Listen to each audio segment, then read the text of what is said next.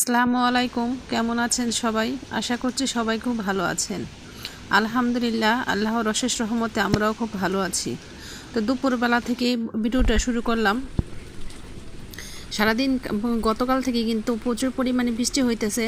তো এখানে রান্না বান্না করব, তো ঘরে তেমন কোনো সবজি ছিল না। তো এই জন্য যে শাক কেটে নিতেছি, শাক রান্না করব, মানে পুঁই শাক। তো পুঁই শাকগুলো আগে লাগাইছিলাম, যে ডাটা মানে খাইয়া ওইগুলো লাগাইছিলাম, পরে এখান থেকে অনেকগুলো পুঁই শাক হয়েছে। আর মাশাআল্লাহ আমি কয়েকবার খাইছি এখান থেকে। তো ওইখানে কয়টা লাগাইছি, এরকম সবগুলো থেকে আর কি উঠাইয়া তারপরে আমি রান্না করব আজকে পুঁই শাক।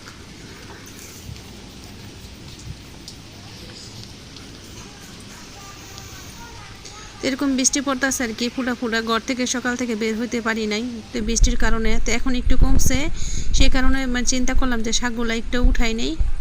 আর একটু বড় শাকগুলো আগাগুলো কিন্তু বড় হয়ে যাচ্ছে আর কি, এই জন্য শাকগুলো উঠাইলাম কাইটা, তারপরে এখন পরিষ্কার কইরা রান্না করব। তো এইভাবে কিন্তু বাড়িতে যদি কোনো সবজি লাগানো হয় বা তাহলে কিন্তু যে কোনো সময় দেখা যায়, যে কোনো সময় কিন্তু এরকম উঠায় কিন্তু রান্না করা যায়। মানে বিপদের সময় কোনো সবজি করে না থাকলে কিন্তু রান্নাটা মানে সেরে নেওয়া যায়।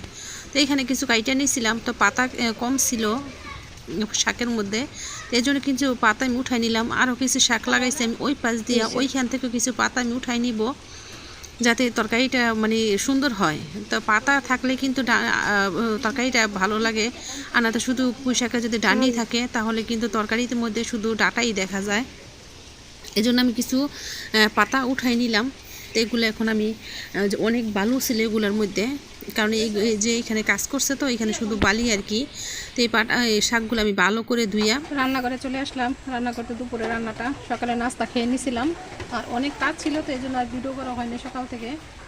তো স্টার্ট করলাম এখন থেকে আর কি। তো এখানে আমি মাখায় খায় টক রান্না করবো। মাখায় আমি দিলাম কিচকি মাছ, টমেটো, তারপরে আম একসাথে সব দিয়ে দিচ্ছি। টকটা রান্না করবো। আর তো চিংড়ি মাছ বেছে নিছি, চিংড়ি মাছগুলা এগুলা দিয়ে আমি পুঁই শাক দিয়ে রান্না করবো। কিন্তু পুঁই শাকটা কিন্তু এখানে আমি দিয়ে একদম পরিষ্কার করে নিছি। কাটার পরে তারপর আরেকটা দোয়া দিব। তো রান্নাটা শেষ করি।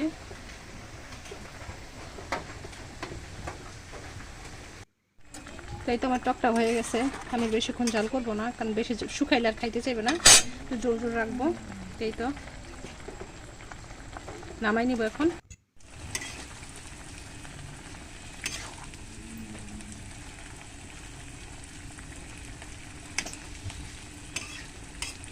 তো আমি তরকারিটা ভালো করে নাড়াচাড়া দিয়ে নিব। নাড়াচাড়া দিয়ে তারপর ঢাইকে দিব যাতে তরকারিটা সুন্দর মতো আস্তে আস্তে হয়ে যায়, মানে উল্টায় পাল্টাই দিব আর কি।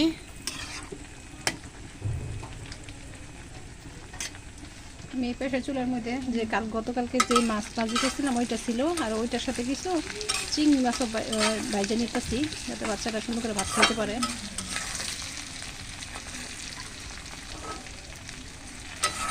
একদম মচমচা করে ভাইজা দিলে তার বাচ্চারা অনেক পছন্দ করে।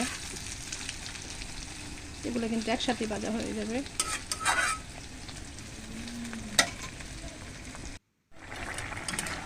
এই তো আমার তরকারিটা আমি সাথে কিন্তু একটা আলু দিয়েছিলাম, কারণ আলুটা দিলে না ভালো লাগে আর কি, এই জন্য বাচ্চারা খায়, এই জন্য দেওয়া হয়েছিল।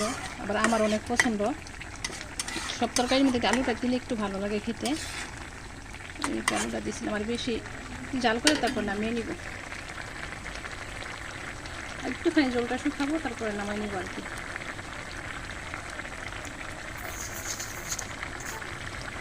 তো আপনাদের সাথে একটা জিনিস শেয়ার করে, তো দেখেন আমার ছেলে কিন্তু ওর বাবাকে মানে শেভ করে দিতেছে আর কি। তো প্রায় সময় দেয়, ওর নিচ থেকে যে ইয়াগুলো থাকে ওর বাবা মানে পারে না, তখন ওর বাবাকে ও মানে দেয় আর কি। তো এই জিনিসটা আমার খুব ভালো লাগে, তো এই জন্য একটু শেয়ার করলাম। অনেকে বলতে পারবেন যে এটা কিংবা দেখার কোনো কিছু নাকি, তো দেখাইলাম। তো দেখেন কীরকম একটু মাঝখান দিয়ে একটু বৃষ্টিটা থামছিল, পরে কিন্তু আবার প্রচুর পরিমাণে বৃষ্টি নামছিল, মানে এত বৃষ্টি হচ্ছিল মানে কী বলবো আর কি।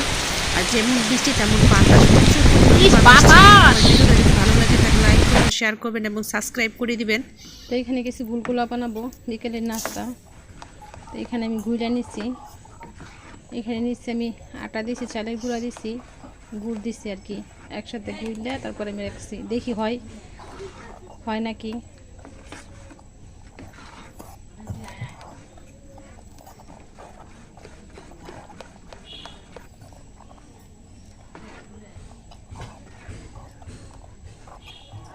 পাতলা করছি, পরে যদি না হয় আর কি তারপরে একটু গাঢ় আর কয়টা আটা মিশিয়ে তারপরে আমি একটু গাঢ় করে দিব, যাতে হাত দিয়ে দেওয়া যায় পজিশনে।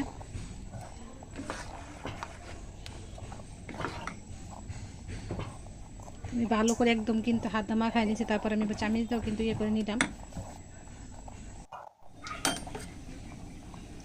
তো দেখেন কি অবস্থা।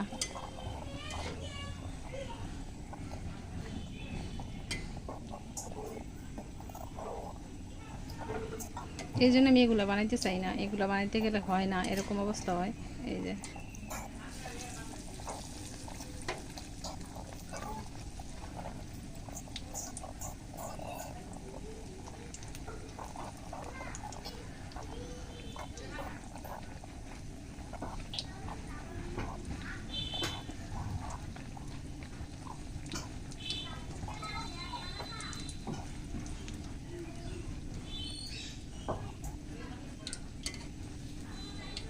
রুটির মতো হয়ে গেছে, এরকম লেক লেক করে রুটির মতো। যাই হোক, বাচ্চারা তো খাইতে পারবে, ফালাই তো আর দিতে হবে না। তো আমি সবগুলো আস্তে আস্তে বানিয়ে নিই।